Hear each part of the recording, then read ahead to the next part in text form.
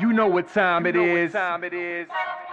You know what time it is. How firm thy friendship. Oh, how you know what time it is. Roll with them boys of the fall. You know what time it is. On the ground with a nose for the ball. You know what time it is. Blood, sweat, and them tears for this game. Leaving it all out on the field with no fear for you lames. And it's Buckeyes by a billion. We in the building with over 100,000. We represent from the uttermost to the public housing. And if we don't play, our wide receivers got your secondary shook, so they cook them like Bobby Flay. Hey, stay out of my way and trust me, cause I know it's OH. Somebody please give this brother an IO. Come on. What up, Buckeye Nation? Welcome to the Buckeye Boys, where we talk about college football with real fans. I'm Devin, and I had to get on here tonight just to talk about a little something that's happened here recently regarding the nil rules. I know everybody's super intrigued about this topic, but it affects the topic that I'm super passionate about, that here on the Buckeye Boys we are super passionate about, and that is recruiting. That is how college teams are able to get these recruits to sign with them. And we know that nil, getting paid for your name, image, and likeness has now become a huge thing. So appreciate everybody for joining me. It's me by myself today. Again, I'm coming on, man, because we're doing an interview at 9 with Jalen Brewster, the #1 defensive tackle in the 27 class. So tune back in for that. But I wanted to hop on today, guys, because I'm probably not going to be able to do a video tomorrow. I'm moving, which, side note on that, man, I bought a new house, and I'm turning one of my rooms into a straight up Ohio State den / like studio, right? So I got a pretty good collection of signed jerseys, so I'm going to hang them all up in glass frames on the wall. I think I'm going to do the helmet stripe on one of the walls, so should have a nice new at least background for y'all when I get going. So a little worried about my internet connection because I live out in the sticks now, the new house I bought anyway. So switched to internet. I got the fastest one they have, so we'll hope that the connection stays the same. But guys, if you do me a favor, I see everybody, man. The Natural, Charlie, Thomas, appreciate you for joining, man. Vader, Steely, When Stars Aligned. What up, everybody? Appreciate you guys for joining, man. Hit that like button if you could, please. And then also don't forget to subscribe. Both channels, man, Scoop and Buckeye Boys with a Z. That's me and Mello's channel. So that would be a big help for us. But let's just dive into it, man. And also, periodically, if you guys have questions, man, about anything I'm talking about, I'm here by myself, so it always helps if you guys pop some questions up. I got a good little bit to talk about here that I kind of want to get off my chest here and kind of talk about. But questions, if I don't see the first one, man, type it again in there, or just keep putting it in the chat. I'll see it eventually. But let's get going into it, man. So recently, right, the House settlement lawyers, they had a disagreement with the CSC, the College Sports Commission. What's it called? The College Sports Commission. And it was that collectives and nil groups are not considered a business entity because they do not offer like a business goods, right? So any deal that was being turned in by a collective was being denied. So, for example, if the foundation was still up and running, if they were to try to turn in a deal to nil go to get cleared through the clearinghouse, it would automatically get denied no matter the amount because it was coming from a collective or a nil agency. Well, the House attorneys, they didn't like it. The College Sports Commission, they decided they were going to get together, try to come up with an agreement. Well, right after the first day of Big Ten Media Days, over there, I think Yahoo dropped it that that rule was now changed. Collectives and nil agencies, they're now considered businesses, right? So we can now offer players compensation through these companies. They're considered a business, but they still have to get cleared through the clearinghouse. So it'll still get treated like that. And now what this did, right, in Buckeye Nation is, bro, Twitter blew up with the foundation. Bring back the foundation, the foundation, the foundation, right? So this is what I wanted to talk about, man, because, you know, talking to some people, reading a few articles here or there, I think it answered some questions that at least I had, because my question would be, hey, man, is the foundation coming back? And it's kind of a yes and a no, right? Here's my understanding of it. Now, my understanding comes from a direct quote from Ross Bjork about this particular thing. And he was like, he was asked, right, what's your thoughts on this? What do the Buckeyes do now? And he said, well, this was why we created the Buckeye Sports Group. So if you remember back when this all started to begin, the Buckeyes moved all their collectives and stuff in-house. Okay, so it's called the Buckeye Sports Group now. Well, he said, and I quote, he said, that's why we created Buckeye Sports Group. Buckeye Sports Group can operate just like a collective. We have people that were helping us with the collectives. They're involved, advisory. They have business connections, and we're plug and play, right? So essentially, my understanding is the foundation is not coming back, but the Buckeye Sports Group will still operate like that. And immediately, right, you know, it just gave us an uplift, right? Because let's just also take it back a step, and why we're so caught up in this right now as Buckeye fans. Well, not everybody is, but some people are, because we have the 9th ranked recruiting class according to 247 Composite, because we have just been straight bought out of some of these recruitments. Why? Because schools are operating at different levels. And this isn't going to so much as change that, but it does bring some positivity, and I believe it will bring some momentum to Ohio State recruiting. And I'll get to that in a minute. But, you know, we take a step back, and, you know, how Ohio State operates, we always know they're very careful, right? They don't want to break any rules. They like to, you know, coaches get turned in all the time by their in-house NCAA people and all that stuff. So self-reporting and those whole things. So Ohio State rides they follow the rules, right? And they're not going to go in a gray area either. They're not even going to touch it. They're not going to begin to touch it. So, you know, you wonder why we've been being beat is because some of these other schools, man, they live in the gray area. That's where they live. Okay. So they're promising recruits money before it gets cleared through the clearinghouse, right? Ohio State isn't doing that. Ryan Day, let me find it here,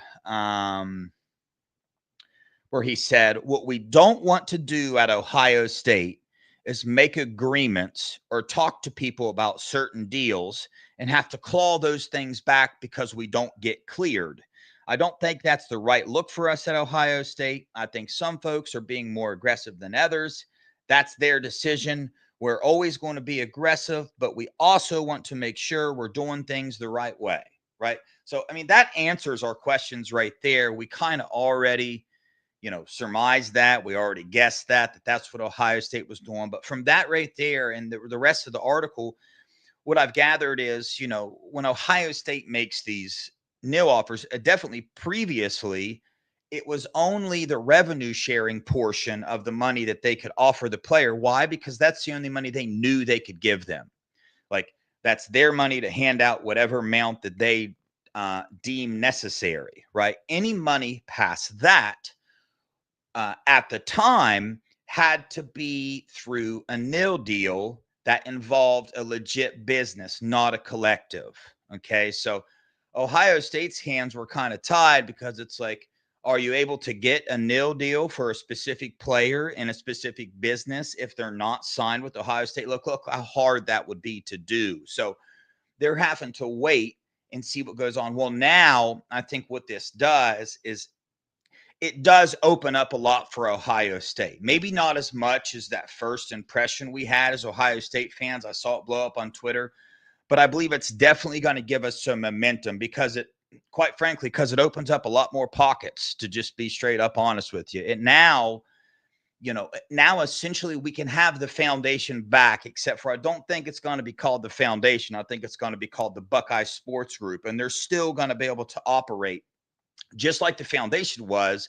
It's just going to be called the Buckeye Sports Group. Now, here's the kicker there, right? There's still division between Ohio State and other teams in the country, right? Other teams in the country have taken this a step further, and they're not worried about whether their deal clears or not, right? They're just giving absurd deals to players through collectives, through new agencies and all that, and thinking that, hey, man, like we're just going to sue the CSC or whoever we need to make sure that we can play these players whatever we want. The rule is now is you can't do that. So Ohio State's following that. They know that even though we can operate with the collective now, that deal still has to pass the clearinghouse. So the rules as of now still won't allow for the wild, wild west. Now, we gave a little, right? Now we're allowing collectives back in. So it is definitely going to lead more towards the wild, wild west now because, this is how collectives operate. You guys know, man, it's like a player meet and greet. The school will or the collective will pay a player, hey, go here for 2 hours, sign some autographs. We're going to give you $20,000. Boom. They're going to turn that deal into NILGO and see if it gets approved or not. So there's still a ton of unknown. And Ohio State is not going to play in that gray area. But again, this does open up a lot more pockets and a lot more resources for Ohio State to kind of reach into, a lot more avenues. And the cool thing about it is, Ross Burek said it. Those people that were operating our collectives, our foundation, they're part of the Buckeye Sports Group. So it's plug and play. It's not, hey, man, now we got to wait a while for this other group to get caught back up and learn the dynamics and go out and build relationships with businesses. It's not that way, man. Those same people that were operating and running, like the foundation, and the other one we had, I'm drawing a blank on the other name right now. I don't know if anybody from that group, but I know from the foundation, they're helping the Buckeye Sports Group out. So, more specifically, I think this is going to help us close on certain players, right? Because we know that a certain 5-star safety, Braylon Womack, coming up, big time want for Ohio State, big time want for the fans, big time player, big time family, man. I mean, just fits the Buckeye mold perfectly. But we knew, right, and it's known throughout Buckeye Nation that, man, we know Ohio State is offering less money than all these other schools, okay? But how much less? Okay, so the Luke Waffles, right? There's some of these deals where we're 4 or 5 times less, and players just aren't willing to go to Ohio State with that much of a loss. Well, now I believe that 4 or 5 times amount, that might go down to 2 or 3 or 1 or 2 times the amount. So it's not going to put the Buckeyes in a position where we're just going to outright pay the most. But I believe this is going to help us close on some recruits and in particular circle back on some that really wanted to be Buckeyes, but they just couldn't turn that amount of money away, right? So we can circle back and let's say, man, the Buckeye Sports Group, they busted their butt. They went out. They found legitimate businesses to offer enough nil to, let's say, Luke Waffle to give him a $500,000 a year contract. Well, that's going to be a lot of businesses because remember, these all have to pass, right, the clearinghouse, right? Well, now we're able to go to what used to be the foundation, but directly to the Buckeye Sports Group, which can operate just like a collective and set up these events that the foundation was setting up and add $200,000 or whatever that number is to these players' offers. So again, I think that I just wanted to come on here. That's my understanding. When Ross Burek said that in the interview, that really cleared things up on whether, hey, are we going to see the foundation or not? I don't think we will, but in a sense we are because the foundation just now went in-house to the Buckeye Sports Group. I think that's better because now all these groups together, all these minds together focused on one singular idea instead of 2 groups, right? How many times as Ohio State fans were we like, dang, man, why don't these collectives just go together and form one or something like that? Well, now it is. It's Buckeye Sports Group. So I think that's a plus in itself. And we're going to be able to circle back on some recruits. We're going to be able to close on some of these recruits, you know, that we're in on down the stretch. So again, positive news for the Buckeyes. And I hope I explained that correctly. Okay. So this gets a little confusing and sometimes it's hard to explain. But this is my understanding. I would like to think of myself as somebody, I spend a lot of time reading, man, on these things. They intrigue me. So we'll see. We'll see, man. I think this gives the Buckeyes a boost. But remember, there are still teams out there that are taking this still to the next level, right? Because before the Buckeyes were like operating with two hands behind their back compared to the USCs and the scums of the world. Well, now they only got one hand behind their back because they're able to use a whole other organization, a whole other group of people to find these funds and make these things happen. But there's still the hand behind their back because the Buckeyes know that whatever deal that they offer these players, it has to pass through NILGO. And that's kind of the gray area. Ryan Day said the gray area makes him go insane, okay? But that's the gray area because think about it. There are teams that are offering, you know, $1 million a year for a running back. Okay. Well, the running back room, $20.5 million for the revenue share, about $14.5 million at Ohio State's going to football. How much do you think out of the revenue share you'll be able to give each running back, right? I mean, maybe $100,000, right? So any money after that, it has to get approved. Where there's schools that are still riding on, hey, we don't care if the clearinghouse says this doesn't go through. We're just going to sue them. We're just going to take you to court or whatever. So there's still schools that are doing that. So this doesn't put the Buckeyes on an equal playing field, but it brings us closer to that mark that we've been wanting for the longest time. So I'm not on that train of thinking like, hey, Ross Bjork, you know, like made the wrong decision. I mean, he followed the rules. So it's like, I don't know, man. I get and I see what it did to us in recruiting a little bit, but it's not like the Buckeyes are now all of a sudden going to be the top dollar offering school. We've never been that, but we've always been able to get close enough to make up the difference to where recruits will go our way. So, you know, I'm not in the game of trying to point fingers and blame. Ohio State was following the rules. I like that they follow the rules. The rules changed, so now they will adjust. And this is going to be one recruiting class, man. We've been in this situation before back with our old AD and the rule changes and things, but we came to, man, we got this stuff figured out. So, bro, this is Ohio State. We're going to get it figured out. So how about anybody in the chat, man? Did anything I said make sense? You guys got any questions regarding this? I think I saw some stuff in there. Do you think we'll land a second running back like Hyder, flip someone, or just stay with the key? I think we just stay with the key. I saw a recent picture of that 16-year-old. That's ridiculous. He is insane. I mean, you can see every muscle in the dude's body. So he's a serious athlete. But you got to remember, we signed 3 last year. Right, 3 last year that the Buckeyes are excited about. So we don't need to go get another one this class. And listen, I know you're not about to like what I'm about to say, but I'm going to say it anyway.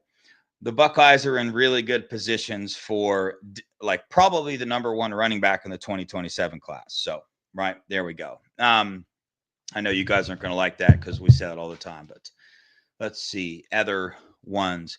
Does Congress coming in and wanting to do something about it? Dang, chat went too fast. Going to affect them? Man, that's just so unknown. I just don't know. If Congress comes in and tries to do something, it will affect this. But for how long? I don't know, man. I don't know. So who's the flip target for defensive end now? Well, I had some names written down. There we go. So the names that I would say to keep an eye on is Pinky. Yes, Gabriel Georges. David's Gabriel Georges, I believe his name is. 2027 running back who's just a absolute stud. But the defensive ends, a UCLA commit, Carter Gooden. Keep an eye on him. Also keep an eye on Wydeek Collier. He's a Rutgers commit. He's 6'7", big-time player. So those are the only two names that I've got. Yeah, he's out of Canada. The running back is. So again, good news for the Buckeyes here. Ultimately, this is going to, give us some more pockets to reach into, another avenue for us to get our numbers up closer to where some schools are. What happened with Grady? Zion Grady? Is that who we're talking about? Zion Grady? Everybody keeps saying Grady. That's the only Grady I know. Did something happen to him?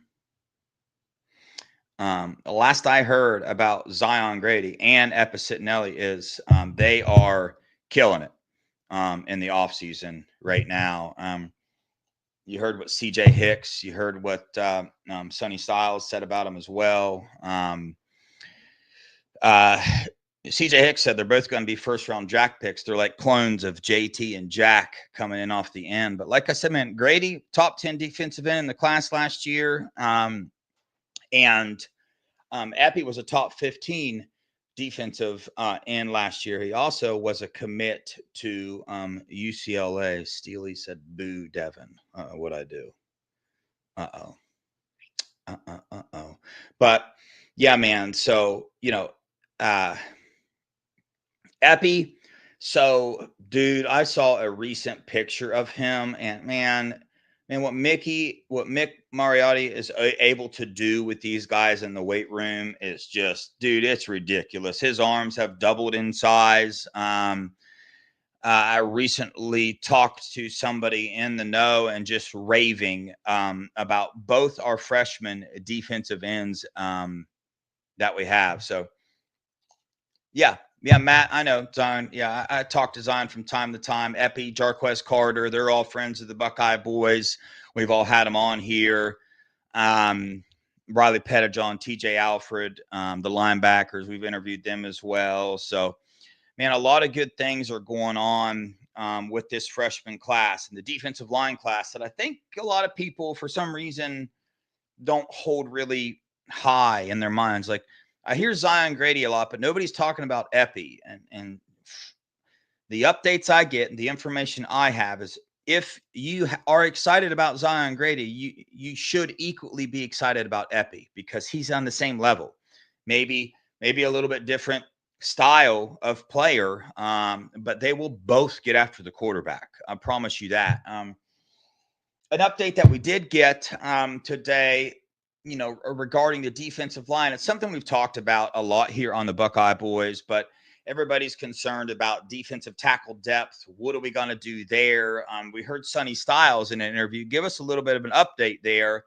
He brought up K-Mac, which we know, right? K-Mac going to be an absolute beast. Edric Houston talked about his athleticism and how he's putting on some weight and going to be a unit in there. The next person's name he brought up, Will Smith Jr.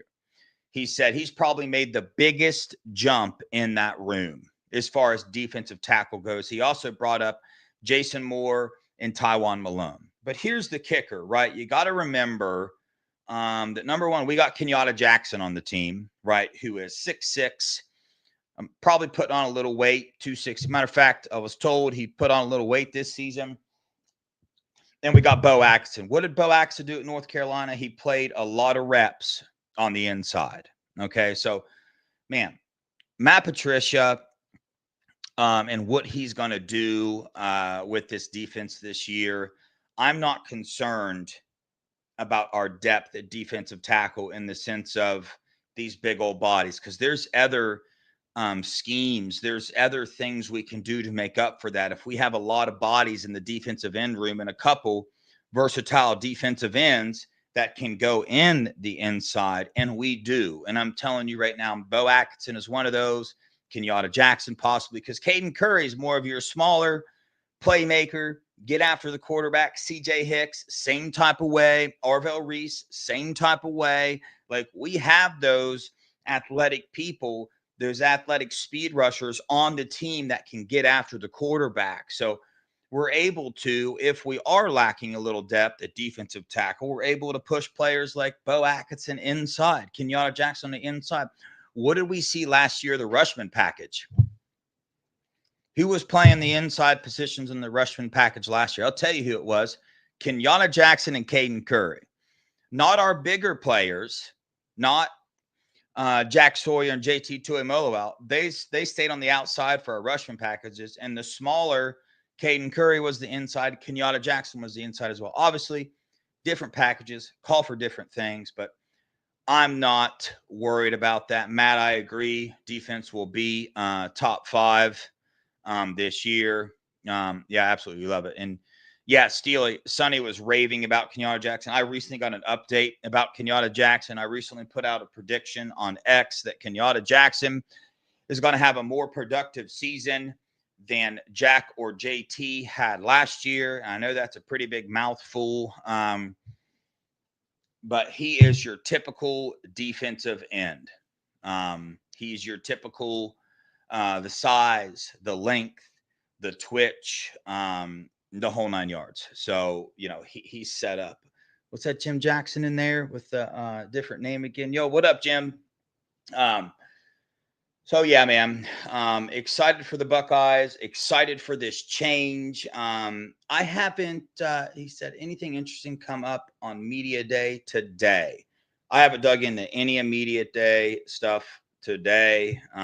So I don't know. I've been moving and trying to work and clearing my property and doing all kind of stuff. So I haven't been able to keep up on media days like I normally would.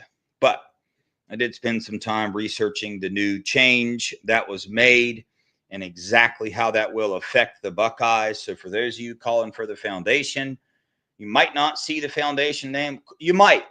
I don't know. All I know is what Ross Bjork said, and he said that this is exactly why we created the Buckeye Sports Group. So good news for the Buckeyes, man. Another pot of gold to go dig into to get some of these deals up.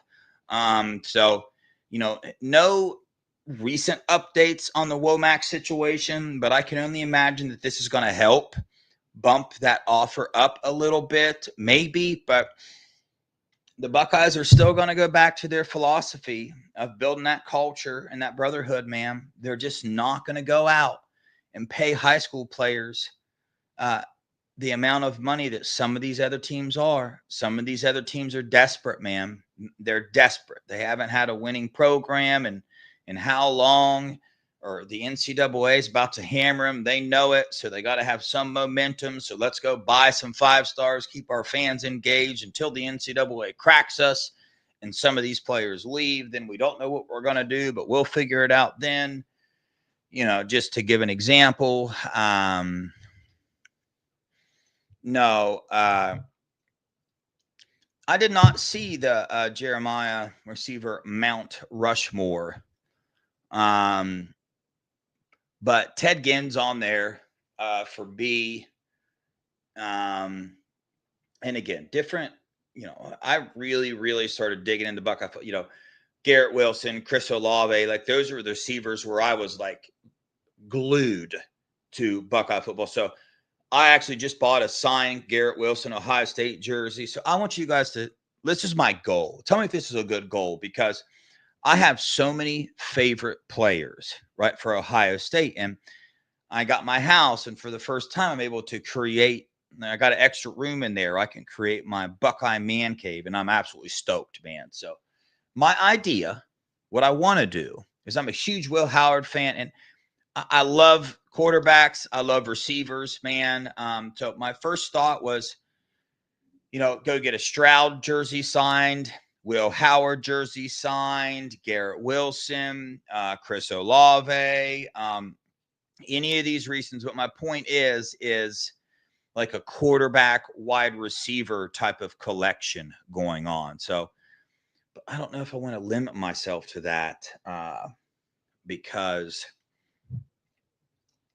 there's a lot of good players that have played for Ohio State, man. They're just really are. Yeah, Jackson Smith and Jigba, Marvin Harrison Jr., old Penn State Sports Talk back in here. What up, brother? He said Garrett Wilson and Chris Olave, Jackson was better. I don't know, man. I'm a big fan. I'm a big fan of Garrett Wilson, but maybe that's leaking into what he's doing in the NFL now. So I don't know. But hey, dude, I see somebody put in the chat, man. Hey, good luck double teaming JJ Smith this year. Yeah, guys, listen, like it doesn't even make sense what JJ Smith is doing this offseason, right? He's at 225 pounds. The coaches want him to be at 223 pounds, right? Mick said the dude is winning every sprint. So I don't know. I've never really dug in to find out how fast Jeremiah Smith is at 225 pounds. But why do I want to say, chat, what do you guys think? Are we talking, do we think Jeremiah Smith's a 4.4, 4.5? Yeah, I know he's fast for sure. But, you know, with the amount of fast players we have on this team, if he's winning these sprints in practice at 225 pounds, oh my God, dude, I just don't understand how you're going to be able to stop him. I really, really don't, man. And the other updates coming out are Jeremiah Smith and then Max Clare. That's a first round tight end. You know, they're predicting in the Woody that he's going to go first round. So think of, dude, we talk about this all the time, but it's like, I don't know. We being homers, but Jeremiah Smith is really as good as Ohio State's fans say he is. He really is. He's really that dude. Max Clare is too, because he was last year. So all the nation knew that, right? We see what Carnell Tate does. We know what Brandon Ennis can do. We saw Mylan Graham in the spring game and saw what he did in high school. Quincy Porter. We saw what Julian Sayin did. I mean, dude, you know, so Buckeye fans, the one thing everybody's been worried about, at least to my recollection, most fans, matter of fact, let me ask you guys in the chat. I'm not going to continue till I hear your answers. One thing, one position group or one thing. Now, you can't just say defense or offense. What's the one thing you're worried about this year? What's the one thing you think that can keep us back from winning a national title?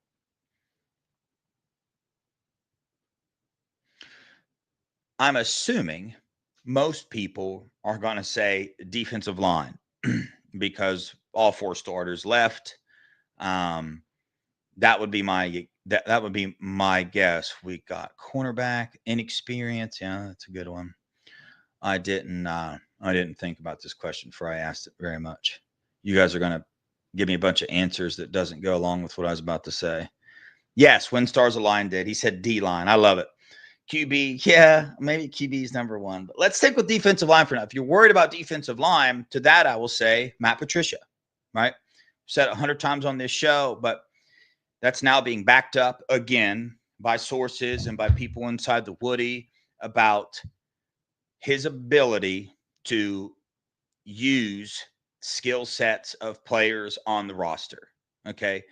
And if he's able to use skill sets of players on the roster, then he's able to make up for any position groups that could potentially be lacking. Even though I'm not on that train of thinking that we are like in serious trouble at defensive tackle. Well, now I know Ryan Day said that might be his number one concern, but this is Ohio State.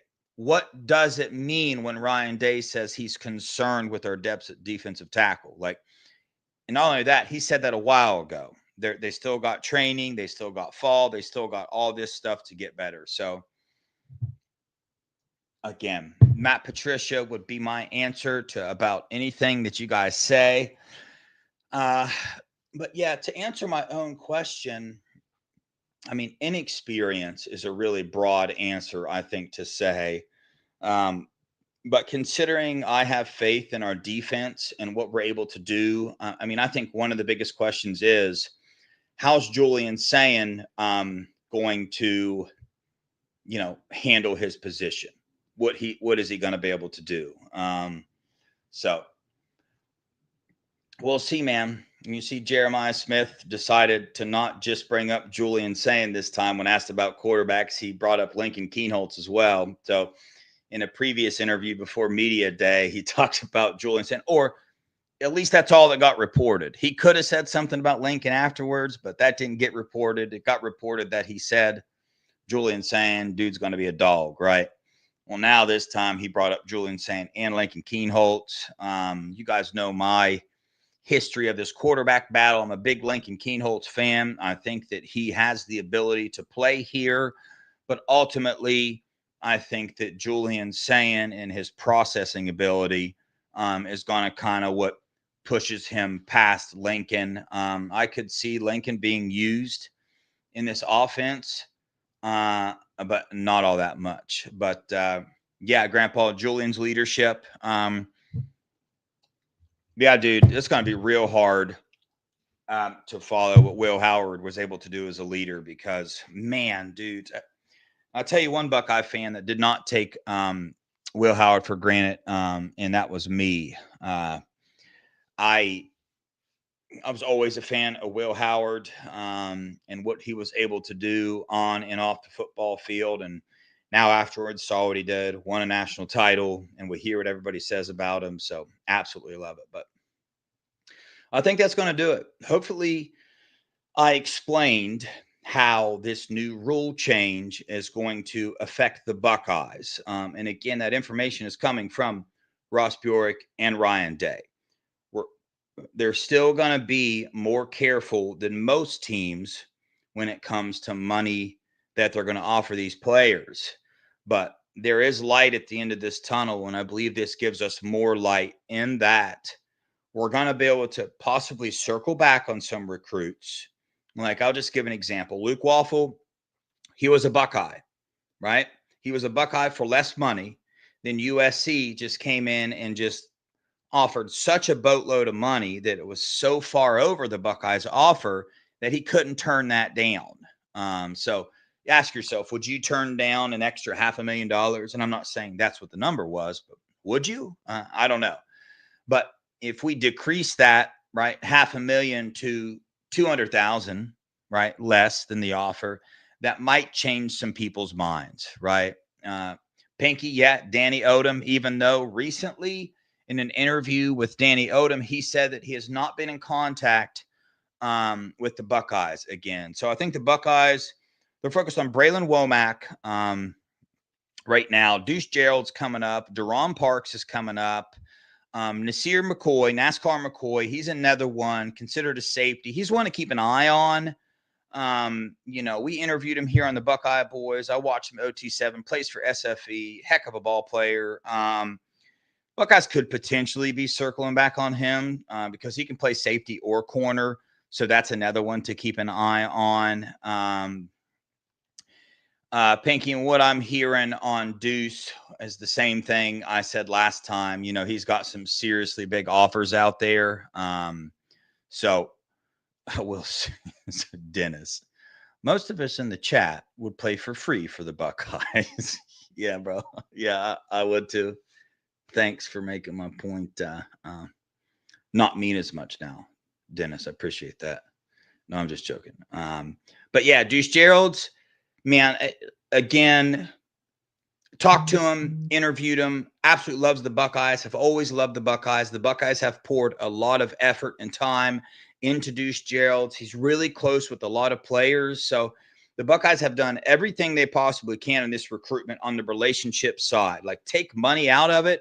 I think Deuce Gerald is a Buckeye, right? But you can say that about a lot of recruits. I know that gets old, and I know it's aggravating. Well, hey, I'm telling you, with this new thing, this ability that collectives and new agencies are now considered businesses, we'll see. But I believe that gives the Buckeyes a little more money in the back pocket to work with to potentially up some of these offers. In particular, Braylon Womack, paying real close attention there. I've thought he was a Buckeye the whole time, regardless. But if I'm being honest, there was that thought in the back of my mind that, dang, man, we're going to have like another Luke Waffle situation, because Braylon Womack is he's up there with Luke Waffle on type of player and how much teams are willing to give for a player like him. So I think this will give the Buckeyes the ability to up that offer and get a little bit closer. but again, not be like the number one offer on the table, which we very, very rarely are. Matter of fact, I don't know that I can remember a time where we have been, to be honest with you. But all right, y'all. I just talked for 40 minutes straight. So I think it's good. I think that's enough talking for one day. I've got to save a little bit of voice for Jalen Brewster. Excited to interview him. You guys need to tune in to that here in an hour, 15 minutes. But before that, Nevada and B. Moses, they got some really good stuff. I talked to Nevada today for a while on the phone. You guys are going to want to tune into their shows. Got a lot of good stuff to fill Buckeye Nation in on this current team and other pieces of information. And then directly after that, back on Scoop, back on Buckeye Boys, Jalen Brewster's got some Ohio connections, right? So I know number one DT out of Texas. I know most Ohio State fans, you're not going to get your hopes up, but we'll see based off this interview. He's got some Ohio connections, camped at the Buckeyes, camped at Ohio State, and the Buckeyes are in after him. So appreciate you guys for watching. Tune in later. Please hit that subscribe button on both channels, Buckeye Boys and Scoop. Hit that like button for us as well. Appreciate all you guys' support. Love you guys. Go Buckeyes. OH.